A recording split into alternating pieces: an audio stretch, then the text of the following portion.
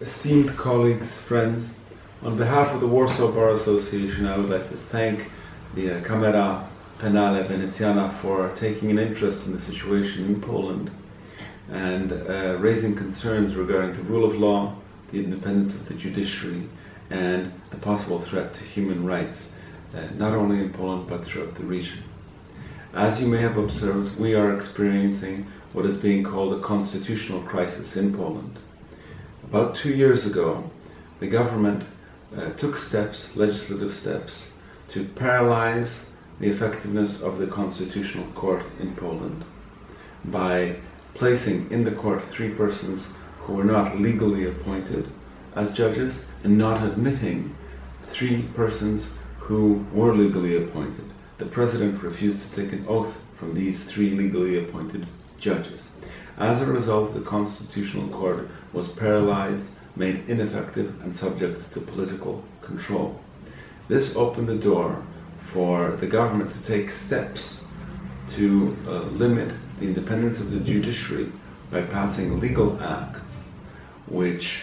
gave the Minister of Justice control over the presidents of the particular courts, which allowed the President and the Minister of Justice to influence who becomes a member of the National Judiciary Council, a body which is intended by our Constitution to stand guard for the independence of the judiciary, and allowed the executive to influence who becomes a Supreme Court justice, to the effect that Supreme Court justices, about 40% of them, will be removed from the court and replaced by new politically appointed judges. The removal of the Constitutional Court also allowed the government and the legislature to introduce new laws which severely limited human rights, including the freedom of assembly, the rights of free speech, freedom of the press, and other important rights protected by the European Convention on Human Rights. It is, I feel, the job of lawyers at this time to take a critical stance against such actions of the government, whether it be a Polish government or the government of any other state,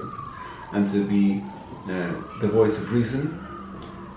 the voice of civil society, and the voice of the Constitution and the Convention on Human Rights. I urge you to follow closely what is happening in Poland and other European states with respect to the rule of law, with respect to the violation of the independence of the judiciary, and respect for the Constitution. Thank you, and please accept my warmest regards on behalf of the Warsaw Bar Association and all advocates in Poland.